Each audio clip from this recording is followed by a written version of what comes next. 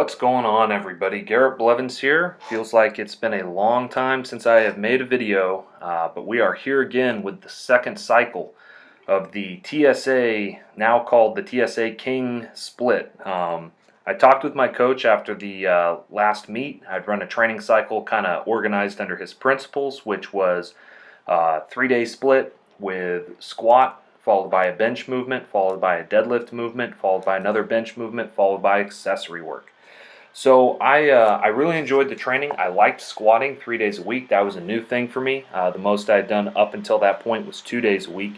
And it was really interesting to do that.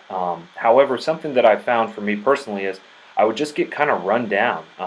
Having to do each of the lifts every day was just pretty taxing. And so I've made a slight variation, worked with my coach, and we figured out a way to kind of incorporate some of the training principles I had done previously into this program.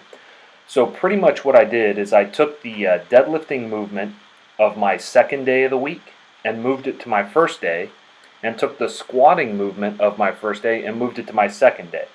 So now my program looks like bench, deadlift variation, and another bench press exercise on day one. And then day two is it's going to be low bar squat, high bar squat, bench, bench. And I may actually do low bar squat, bench, high bar squat, bench, only because I get pretty fatigued from some of the work that I do. Likewise, I have also started a 3-week wave where the deadlifts on that first day will follow a high volume, low volume strength protocol, so different one of those on each of the 3 weeks. And then the same thing with my squatting movements on my second day. Those will follow. If I'm doing high volume on day one with deadlifts, I'll do low volume on day two with squats, and just kind of flip those around, very similar to the cube method that I've used before, because it helps me recover a little bit better. On day three, I'm still going to do a squat, bench, deadlift, bench workout, and I'm going to have a lot of pause stuff. I'll have pause squats on that, and pause probably conventional deadlifts. Now, one other thing that I'm changing, and this is something that I want to speak on for a few minutes, is I'm not doing as much conventional work in this training cycle. I'm going to be doing more sumo work and also some block pulls. The reason for that is not necessarily because anything wrong with working the conventional to drive the sumo. Ed Cohn has done that, Dan Green does that, and a lot of other great sumo pullers have done that. However, for me, I just enjoy sumo block pulls a lot. They're one of my favorite exercises. And when you enjoy something and you really like it and work hard at it, it's going to produce better results than maybe even more optimal training that you might schedule, at least more optimal on paper, that you don't like as much or that you just don't enjoy. There's definitely something to having the mindset where you're going to go do something in the gym you like and that you want to do. And if you don't have a lot of that in your training, it just isn't as effective. And that's something that coaches found over and over. And so one of the things that you have when you're working with a coach who's not just sending you spreadsheets or something that they've already made is they'll work with you and pay attention to those individual differences. And, after you've run some of their stuff and you get to know each other and work on programs, they work with you. And that's one of the good things I can say about Hanny from TSA is he really cares about what I think and what I have to say and takes into consideration with the programming. I'm sure that all of the coaches at TSA, the strength athlete, are that way. And I have really enjoyed my experience with them so far. You'll see here a whole bunch of work. This is day one. This is all the same day. I left most of my sets in here. I cut out a few of my warm-ups just because it is a long video. You'll notice if you look back, I talked over the incline pressing, but pressing strength was not great today, and also not used to doing incline press. My elbows were kind of all over the place, and it took me a little while to find the groove. However, on this day, I had a 6x6 with incline press, a 4x6 sumo deadlift from the floor, a 5x5 block pull, followed by a 3x6 floor press, followed by, it was scheduled to be, I think, a 4x8 barbell row and 5 sets of 20 single arm croc rows. I did not do the croc rows today. Instead, I just did 10 sets of 8 on the barbell rows because I was running out of time and I had to go, but I still wanted to get in a good amount of volume. That said, I believe I had 28,000 pounds of deadlift work set volume on this day, which I was pretty happy about. That's a lot of volume, and even though the weight wasn't too heavy, it definitely taxed me. My back, the lower back pump was real today. It it got me pretty good on a number of these sets. I just had to go lay down, not because of an injury or a spasm necessarily, but just because my lower back was so pumped.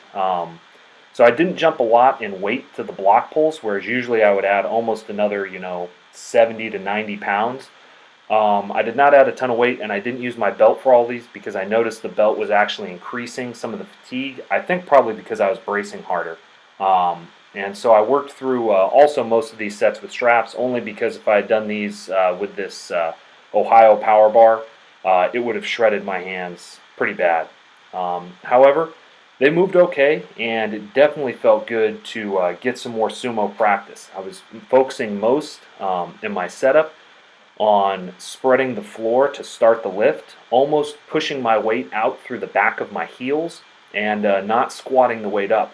Likewise, I was externally rotating and trying to get my shins as vertical as possible at the start of the lift to help assist with that spreading the floor movement. If you let your knees come over the bar, if you can't open up your hips and externally rotate, and your knees come forward over the bar in a sumo, then the first thing you have to do is kind of squat the weight up. And that's not always optimal. It may be bad sumo form. What I know is that when I spread the floor properly and my legs, I've gotten them externally rotated out enough, it's almost effortless. The weight just moves up almost on its own. And when I'm out of that groove, sumos do not move at all. They look terrible. If you want evidence of that, look at the 722 from my last meet. Did not move well and was very difficult. In any case, sumo's technical lift, and I think working more with it will help me in the long run. This workout took me, I think I warmed up for about 15 minutes before I started the incline pressing. I did get a shoulder rock from Chris Duffin, so I may film some of my work with that. It's a pretty good shoulder warm-up. I also, as part of my warm-up, set my shoulders using probably a heavy band. I think a heavy jump stretch band.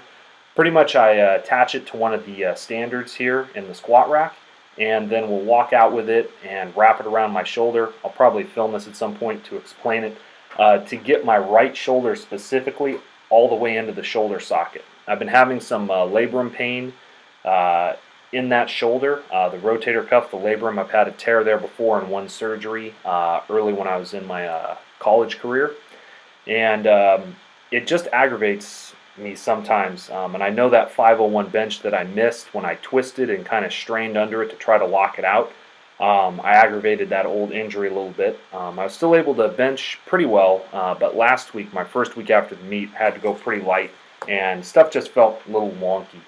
I will say that if you're having shoulder issues and you've got some tears or inflammation in your shoulders, that one of the ways that I've dealt with that is take fish oil every day to help reduce that inflammation, and also maybe 200 to 400 milligrams of ibuprofen a day. You have to let that stuff build up in your system to get the anti-inflammatory effects, but it can definitely help. Here you will see some of the ugliest floor pressing you have ever seen. Where have we seen this sticking point before? Where have we seen the right leg move up? That was exactly the same sticking point and problem I had in my my meet that I did. So the strength here on these, I was just pretty much toast after the incline pressing. So I'm not used to this much volume. After those volume tapers where you raise intensity, when you come back and do work like this where you have a lot of volume, it will definitely tax you. You'll see on this set, even though I lowered the weight, I failed on it, and so I had to get up, put the weight back in the rack, and finish out my last rep of floor press, which was not my favorite thing. I was not happy about that, but I did do it. In any case, if you have any questions about the programming that I'm doing now, feel free to leave them in the description below. I may answer them in future videos. Also, if you have any questions in general, I don't think I have any outstanding questions that people have asked me, so if you want me to talk on a subject in this next training cycle, let me know, and I'll see if I can address it if I have anything to say about it. I am excited to start building again, laying that base. I'm going to try and put on a little bit more muscle after the water cut with that for this last meet. I dropped down to about 225, so I know that even if I train at maybe 238, I'll be able to easily cut some water if I needed to. So I'm going to try to put on a little bit of muscle, eating a caloric surplus, and see what happens on this volume block. But one thing I will say is that this program has a lot of volume in it, but if you sow sparingly, you will reap sparingly. And I believe that if you build a big base and you sow a lot of effort out there, you'll reap big results. There are other programs, linear progression programs, that are great for beginners. You can just keep making those gains because it's really easy. But as you become more advanced, you're going to have a little longer microcycles, and you're going to have to put in work. I will say that it was just really enjoyable to go in and do a bunch of sumo. I probably did more reps of sumo in this day than I did with sumo all the last training cycle. I had 49 working reps today. I had a 4x6 and a 5x5, and it was really fun, but it was also very difficult. And that's just one of the things that if you want a big result, if you want a big harvest, then you have to sow a lot of seeds. And that's what I'm trying to do. In any case, I hope wherever you're at, you're doing well. Blessings.